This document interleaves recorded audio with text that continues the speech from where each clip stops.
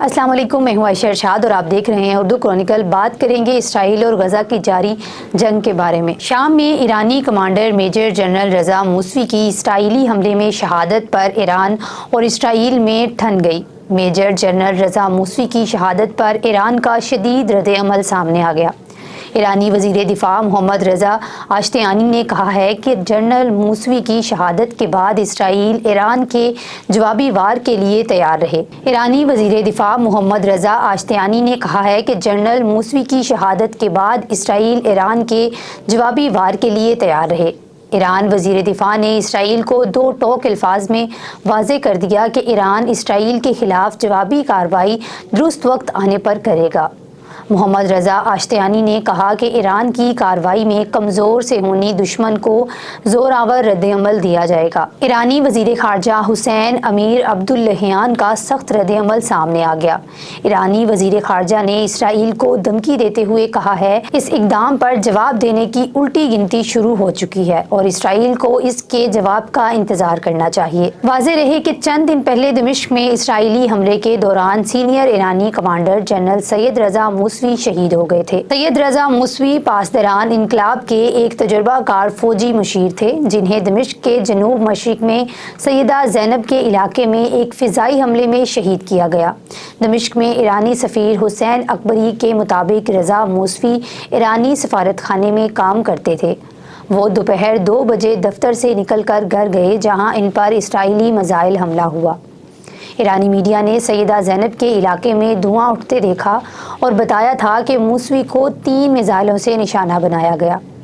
حسین اکبری کے مطابق موسوی کے گھر پر دوپہر 3 بجے میزائل حملہ کیا گیا اور دھماکے کی شدت اس قدر زیادہ تھی کہ ان کی لاش گھر کے باہر سے برآمد ہوئی۔ ایرانی صدر ابراہیم رئیسی نے اس حملے کو اسرائیل کی پریشانی اور کمزوری قرار دیتے ہوئے کہا تھا کہ اسرائیل کو حملے کی قیمت ادا کرنی پڑے گی۔ جنرل سید رضا موسوی پاسداران انقلاب کے کمانڈر جنرل قاسم سلیمانی کے ساتھیوں میں سے ایک تھے جنہیں امریکہ نے 2020 کے دوران ایک فضائی حملے میں شہید کر دیا تھا۔ ایرانی میڈیا کے مطابق بریگیڈیئر جنرل کے رینک پر فائز موسوی شام میں القدس فورس کے تجربہ کار مشیران میں سے ایک تھے جنہوں نے قاسم سلیمانی کے ساتھ مل کر مزاحمتی کردار ادا کیا تھا۔ جنرل موسوی نے تہران اور دمشق کے درمیان روابط قائم رکھنے میں مدد کی۔ موسوی شام اور ایران کے درمیان فوجی اتحاد میں رابطے برقرار رکھتے تھے۔ ایرانی وزارت خارجہ کے ترجمان ناصر کنعانی نے کہا تھا کہ انسداد دہشت گردی کے معاونین میں سے ایک ایرانی جنرل موسوی کو بزدلانہ اقدام کے ذریعے شہید کیا گیا۔ انہوں نے کہا کہ اسرائیل مسلسل عالمی قوانین کی خلاف ورزی کر رہا ہے مگر ایران کو یہ حق حاصل ہے کہ وہ ضروری اقدام کرے اور صحیح وقت اور جگہ پر اس کا جواب دے۔ اسرائیلی فوج کی جانب سے تاحال اس معاملے پر تبصرہ نہیں کیا گیا جو کہ غیر معمولی ہے کیونکہ اکثر اس کی جانب سے سرحد پار حملوں کے حوالے سے معلومات دی جاتی ہے۔ اسرائیلی دفاعی فورسز کے ترجمان نے کہا کہ میں غیر ملکی اطلاعات پر تبصرہ نہیں کرنا چاہتا۔